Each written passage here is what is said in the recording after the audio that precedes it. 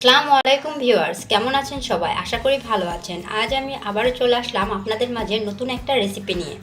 আজ আমি আপনাদেরকে তৈরি করে দেখাবো পোলাও। এর জন্য আমি এখানে 250 গ্রাম পোলার চাল নিয়ে নিয়েছি। এই 250 গ্রাম চাল দিয়ে আমি আজকে আপনাদেরকে পোলাও তৈরি করে দেখাবো। খুব পারফেক্ট এবং সুন্দরভাবে কীভাবে পোলাওটা তৈরি করতে হয় এই রেসিপিটি আজকে আমি আপনাদের দেখাবো। ততক্ষণ পর্যন্ত আপনারা আমার সাথেই থাকুন। এরপর পোলাও রান্না করার জন্য আমরা যে চালগুলো নিয়েছি সেগুলোকে খুব ভালোভাবে ধুয়ে একটা চালনিতে তুলে নিয়েছি। এখন আমি এই পোলার চালের মধ্যে একটা কাঁচামরিচ ফালি দিয়ে দেব। ছোট্ট একটা কাঁচামরিচ ফালি দিয়ে দিলাম।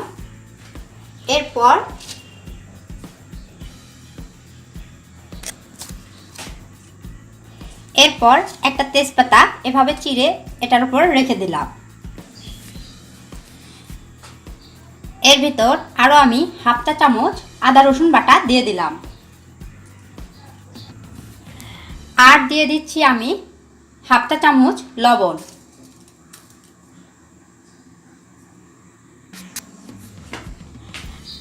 আর এই পোলার চালের সাথে আমি আরও দিয়ে দিচ্ছি ছোট ছোট দুই টুকরা দারচিনি ও ছোট দুটা এলাচ। এটা দিয়ে আমি এটার উপর রেখে দিলাম। ভিউয়ার্স, আমি আবারও বলছি আমি এগুলোর মধ্যে কি কি দিয়েছি। প্রথমে আমি দিয়েছি একটা কাঁচামরিচ ফালি, তারপর দিয়ে দিয়েছি একটা তেজপাতা, তারপর দিয়েছি ছোট ছোট দুই টুকরা দারচিনি, দুইটা মশলা, গরম মশলা, হাফ চা চামচ আদা রসুন বাটা ও এক চা চামচ লবণ।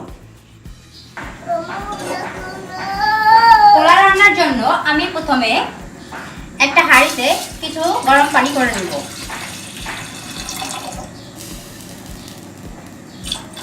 এটা চাল অনুযায়ী লাগবে, যার চাল যেরকম সে অনুযায়ী এটা দিতে হবে, কারণ পুরোনো চাল থাকলে একটু বেশি গরম পানি লাগবে এবং নতুন চাল হলে একটু কম গরম পানি লাগবে।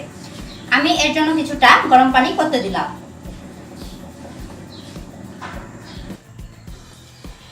পানিগুলোকে খুব ভালোভাবে গরম করতে হবে। দেখুন আমার পানিগুলো এখনো খুব ভালোভাবে গরম হয়নি। যখন পানিগুলোর মাঝে বলক চলে আসবে তখন আমি পানিগুলোকে ঢেলে রেখে দেব। এরপর একটা পাতিলে কিছুটা তেল দিয়ে দিতে হবে। তারপর যখন তেলটা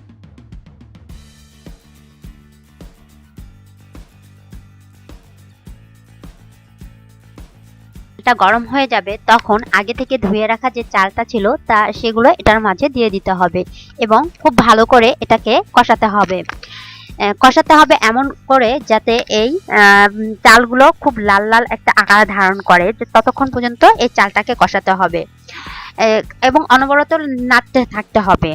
চালটা কোনোভাবেই পুড়ে যেতে দেওয়া যাবে না এবং অনবরত নাড়তে নাড়তে এটা যখন এক সময় এই লালচে আকার ধারণ করবে ততক্ষণ পর্যন্ত আমরা এই চালটাকে কষাবো এবং খুব ভালোভাবে এটাকে রান্না করব।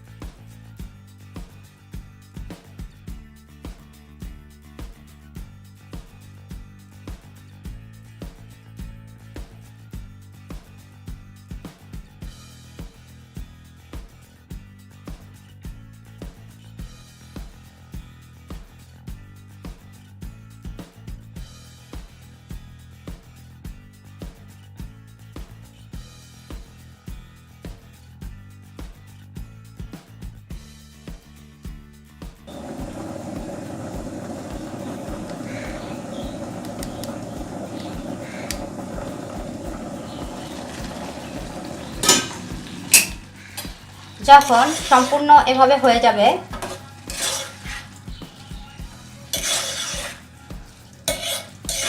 যখন পানিগুলো একদম শুকিয়ে যাবে, তখন এটাকে আমরা কিছুক্ষণের জন্য দমে বসাবো। এর আগে আমি দেখছি এটা হয়েছে কিনা। এটা প্রায় হয়ে এসেছে। পানিগুলো শুকালে আমরা এটাকে দমে বসাবো।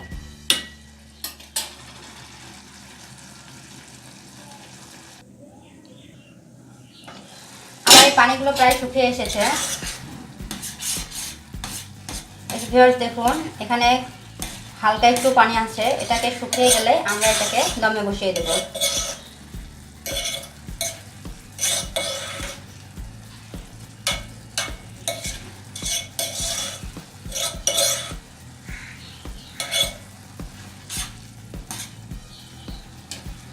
আর অল্প কিছু পানি আছে এটার ভিতরে, সেটা একটু শুকালে আমি এটাকে দমে বসিয়ে দিব। দমে বসিয়ে কিছুক্ষণ রেখে দিলে জাস্ট পোলাওটা হয়ে যাবে।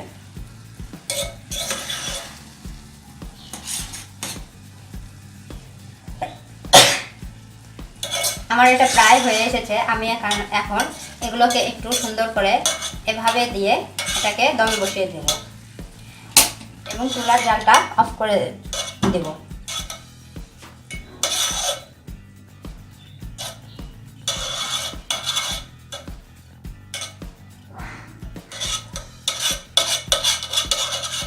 এটা এভাবে সমান করে রেখে ঢাকনি দিয়ে রেখে দেব 10 মিনিটের জন্য।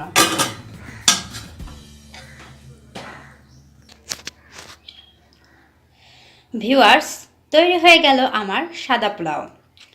আমার রেসিপিটি যদি আপনাদের এতটুকু পরিমাণ ভালো লেগে থাকে তাহলে অবশ্যই লাইক, কমেন্ট ও শেয়ার করবেন।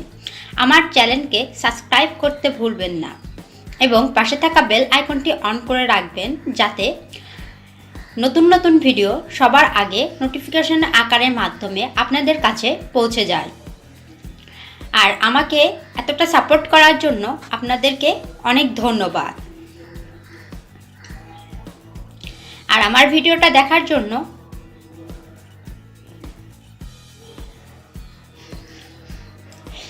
ভিউয়ার্স, তৈরি হয়ে গেল আমার সাদা পোলাও।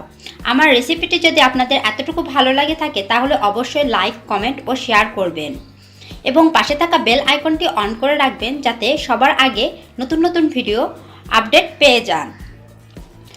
আমাকে এতটা পাশে রাখার জন্য আপনাদেরকে সবাইকে ধন্যবাদ।